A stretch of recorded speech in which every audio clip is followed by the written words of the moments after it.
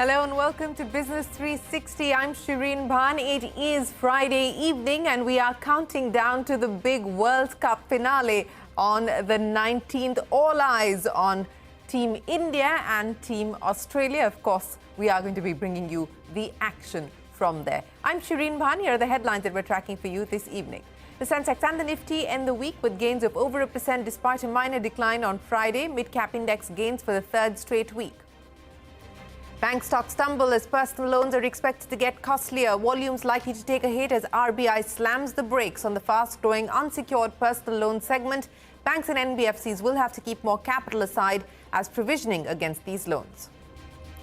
Crude oil prices attempt to recover from a 4-month low but still headed for a fourth straight week of declines. Brent trading below $80 a barrel. Communication systems down for the second day in Gaza, hampering the delivery of essential supplies. United Nations warns of a possibility of starvation. Reports say the Israeli army has conducted searches inside the Al-Shifa hospital for traces of a Hamas command center. The army also reportedly raided a refugee camp in the West Bank. All 230 assembly seats in Madhya Pradesh go to the polls in a two-way battle between the BJP and the Congress. Over 2,500 candidates in the fray. Polling also takes place for the remaining 70 seats in Chhattisgarh. Over 950 candidates vying to enter the assembly. It's been 6 days but no luck yet to bring back the 40 construction workers trapped inside the Uttarkashi tunnel. Construction officials say another drilling machine is now being airlifted from Indore to get the workers out as soon as possible. Bharat Pay co-founder Ashneer Grover and his wife Madhuri Jain were stopped at the Delhi airport last night on the basis of a lookout circular. The duo was scheduled to travel to New York. Grover says the summons from the Economic Offences Wing was delivered to him this morning. India calls for peace as the battle between Myanmar's army and a pro-democracy militia continues to rage near the Mizoram border. Reports suggest about 60 Myanmar army soldiers have fled to India as rebels gain ground. Over 5,000 Myanmar nationals have sought refuge in India so far. Clash of the Titans at the Cricket World Cup final. Two-time champion India will face five-time winner Australia in Ahmedabad. Pop star Dua Lipa likely to perform at the closing ceremony. The Surya Kiran aerobic team of the Indian Air Force is also scheduled to put on a show.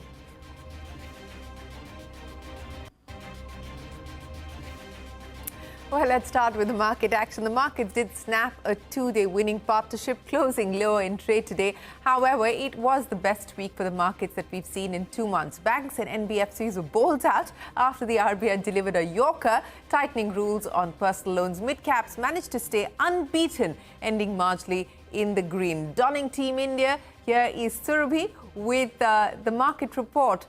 Surabhi, what does it look like? Well, to put it in cricketing parlance, we had the perfect pitch, we had the perfect setup, and then came that googly from the Reserve Bank of India, and that's left trade in a very confusing of an ambit right now as the week closes out. Middle of the week, it was all guns blazing. The Nifty was firing away, taking out critical technical levels. FIIs had turned back and they had become net buyers. But then the RBI announcement on higher risk weights for personal loans, for credit cards and NBFCs, that really got the fall started. The Nifty bank anyway has been an underperforming part of the market, and there was more pain to come on Friday. Now, the important facet here is that we did end at the lows of the session on Friday, both on the Nifty and the Nifty bank. And you had major names, SBI, Axis Bank, ICICI Bank, all these lenders were down. RBL Bank, some of these names, the street believes will be the worst impacted in terms of just exposure to some of these high-risk lending categories. And there were NBFCs, Poonawalla Finance, Aditya Birla Finance, and of course SBI Card, because the bulk of their business comes from credit cards. So all of these stocks were dealing with the blow and trying to digest it. The question is, what's the next trade? On Friday, that next trade immediately was move money away from lenders and put it in non-lenders. And that's why stocks of life insurers, general insurers, or asset managers like ICICI Lombard, HDFC Life, HDFC AMC, all these stocks are flying away. There was some support coming in from names like L&T, names like Lever, but largely speaking, technology couldn't provide that pillar of support, at least not on Friday. And that will remain the critical question when we come back into trade next week. The market, by the way, the Nifty is still above critical technical levels, 20 DMA, 100 DMA, 50 DMA. And the global setup is looking very good with the fall in US yields and the softening of inflation, the fall in crude oil prices. So the market has everything going for it. The one question that needs to be answered is whether the worst of the banking fall is over or not. And if it's not over, then which other sector can come in, take over the baton, and keep the relay race running? We'll have the answers next week. All right, we certainly will, but the markets have 2 days to digest all the news. Thanks very much, Surbhi, for joining us. Crude oil prices, meanwhile, attempting to recover after touching 4-month lows on the back of concerns of weak global demand and rising supplies. Analysts say these concerns have been triggered by the surge in U.S. crude inventories in the last 2 weeks. All eyes now on OPEC, that meets on the 26th of November. And as Surbhi was pointing out, shares of banks and NBFCs down in trade today. This after the RBI tightened rules on personal loans. The Nifty bank index was down by almost 600 points today. SBI lost about 3.5%. Axis Bank down by about 3%. RBL Bank down almost 8% today. So the bank stocks really taking it on the chin. The decline was across the board, as you can see on your screens. SBI Card, because of what's likely to happen on the credit card side, because the risk weightage there has gone up as well. That down 5%. Chola Finance down 4%. Bajaj Fin down about 2%. Shriram Finance lost 2% as well. Higher capital will have to be provided for loans that NBFCs and banks sanction, and that is what has caused nervousness in the markets. Now, the Reserve Bank, as we've been pointing out, has repeatedly warned about the rise in unsecured lending, and this move is aimed at curbing the sharp growth in riskier lending products. Abhishek is standing by now to explain the impact on India's finance industry. Abhishek. Well, let's dive deeper into the new rules from RBI and how it will impact the lenders. So banks with high unsecured book is RBL Bank, IDFC First Bank and ICICI Bank. Banks with low unsecured book is PNB, Equitas Small Finance Bank and Kotak Mahindra Bank. NBFCs with high unsecured book is SBI Cards, 100% credit cards over there, Aditya Birla Capital and Sundaram Finance. NBFCs with low unsecured book is IIFL Finance, L&T Finance, etc. Now, analysts have given an estimate with respect to impact on capital adequacy ratio of the lenders. For SBI Card, CLSA estimates a 415 basis point decline in their capital adequacy ratio. Axis Capital estimates a 416 basis point decline, and BofA Securities estimates a 466 basis point decline. For Bajaj Finance, Citi expects more than 190 basis point decline. CLSA estimates a 230 basis point decline, and Axis Capital estimates 240 basis point decline in their capital adequacy ratio.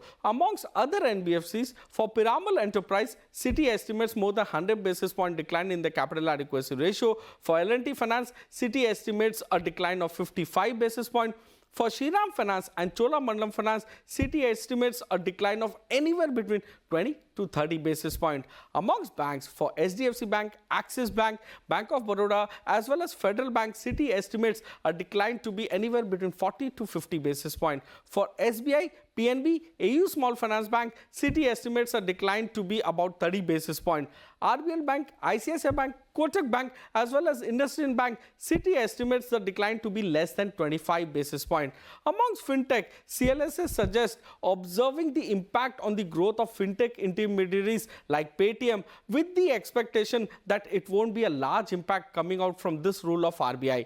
So, statement coming in from banks is that ICICI Bank in their Q2 FY24 con call did mention that for personal loans, they will continue to monitor the portfolio and take loans that meet their credit filters in terms of customer segments that they are comfortable with. Axis Bank, in an interview to CNBC-TV18, has stated that the RBI has cautioned about personal loans and they are not taking any additional risk, but closely watching their portfolio. So these changes and estimates suggest a potential impact on the financial positions of banks, NBFCs and fintech companies, influencing their capital adequacy ratio and the risk profiles. It also reflects the regulatory's effort in terms of managing the risk in the financial services sector. The concerns which are being raised by Honorable RBI Governor relating to the growth in the unsecured loan in the system, I think to that extent, this effort is to ensure that the system stays insulated from any potential risk. It will have an impact of about 30 basis point on our, as far as the capital adequacy is concerned. It will consume more capital. I would say that when it comes to the healthy consumption, it will not have any major impact. This will certainly have an impact on the profitability, and hence how much of this increase in price we'll be able to pass on to the customer. Because if you can't reprice your loan going forward, perhaps the impact of this increase of additional capital will certainly have an impact on the ROEs of the financial institutions. So what RBI circular says, there will be an incremental 25% increase in the risk weight for all NBFCs which are A rated and above, A, AA and AAA. So typically A rated NBFC with a 50 RWA will become 75% RWA. So to that extent the RWA requirement will increase for all the banks, and so will be most likely the increase in interest rate. Slowdown of loan growth will not be there, I don't think so, because it will be only a bit of increase in the price, that's all, because lot of appetite is there, incremental credit demand is also there, NBFCs are growing also very fast. In fact, the growth of NBFC is much faster than what is happening in the scheduled commercial banks. So growth will not be impacted, only thing is that some pricing increase will be there in these loans. Well, reactions coming in there to the RBI's move overnight, increasing the risk weightage across unsecured personal loans. The impact of that certainly being seen in the market today. Now, the big newsmaker this evening, in his first television interview since taking over at ICICI Prudential, Anup Bagchi says the focus is purely on growth and he expects margins to stabilize at the current level. Speaking with Yash Jain, Bagchi also said he does not expect any new taxation on saving policies that could hurt demand. Take a look. After that taxation, we have 5 lakhs remaining as far as the large savings policies is concerned, which is still not taxed, and 2.5 lakhs of ULIP. Do you see a threat of, let's say, a part of that 5 lakhs or 2.5 lakhs also coming under similar sort of taxation? Do you see that risk prevalent today, and what will be your view on that? No, I would not say that there is a very large risk there, because see, we have to look at it from another angle. And the angle is that, see, if you look at government will always require long-term savings. Correct. Long-term issuance of bonds, because otherwise who is going to put money in infrastructure? Today, for long-term greater than 10 years, upwards of 2/3 of the demand comes from insurance companies. Type sectors. Correct, correct. More than 2/3.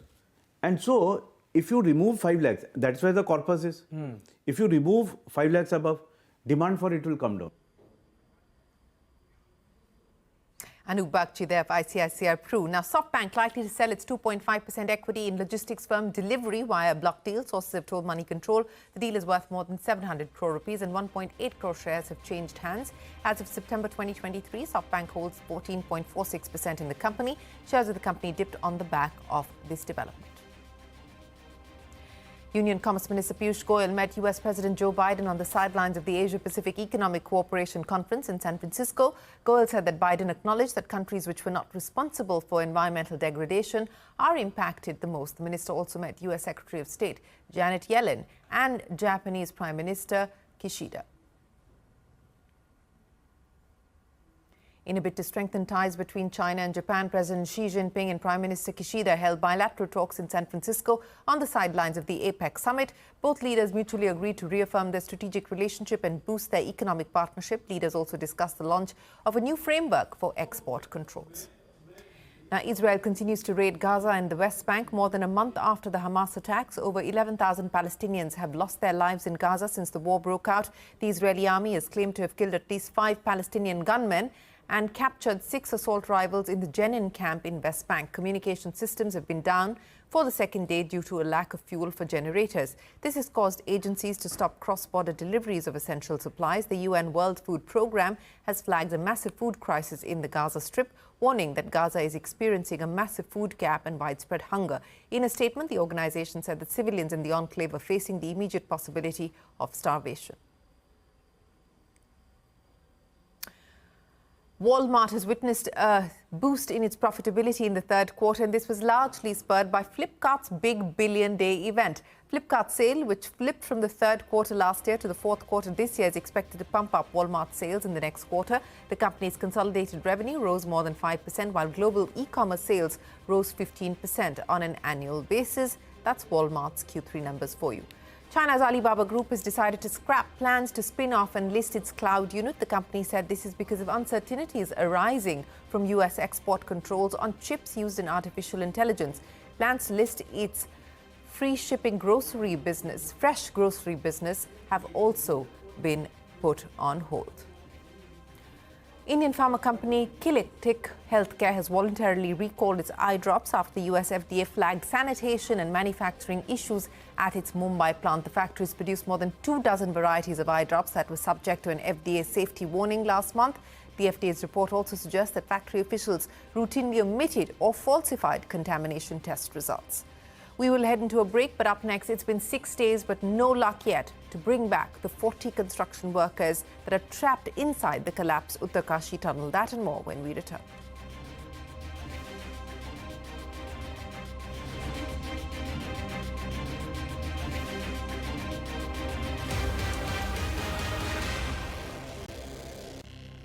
It has been more than 120 hours since 40 workers have been trapped under a tunnel in Uttarkashi. Rescue workers have drilled up to 24 meters through the debris. Some workers have complained of headaches and nausea. However, officials say that workers are being provided with essential medicines and food. Network 18's Anshul Sharma with more on what is happening on ground.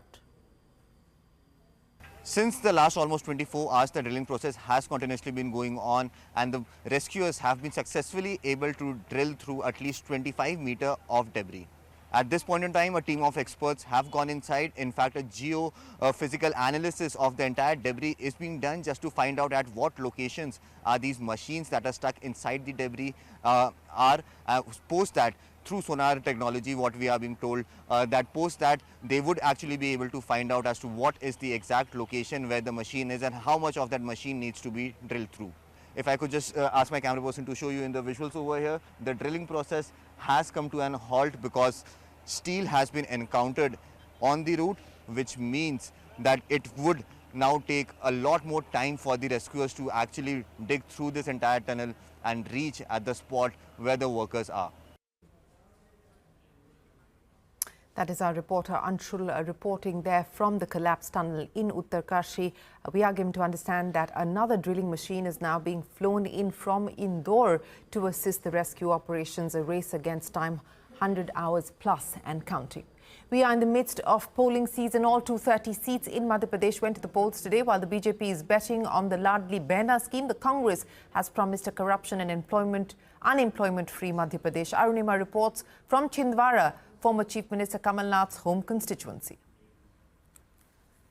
Amidst heavy voter turnout, Madhya Pradesh is deciding the fate of some of the top leaders, not just the active in state politics, but some also who have been sent here from the union cabinet. The key battle here is between BJP's Kamal and Congress's Kamal Nath. Shivraj Singh Chauhan has not been declared as the chief ministerial face for the BJP, but he has definitely thrown his hat in the CM ring by the way he has campaigned more than 150 rallies and public meetings, the way he has pushed for the Ladli Behna Yojana. You've seen the turnout of the women voters here across lines, across class. They are accepting that Ladli Behna Yojana is something that is benefiting them. Some voters do say that they would have preferred if employment opportunities were created for them rather than dole out money. But BJP is confident that Ladli Behna Yojana is ultimately going to hold them in good stead. What is it that the Congress is promising voters? It is promising women security, safety. It is also promising them employment. Unemployment is a big issue. Kamal Nath spoke to CNN News 18 and said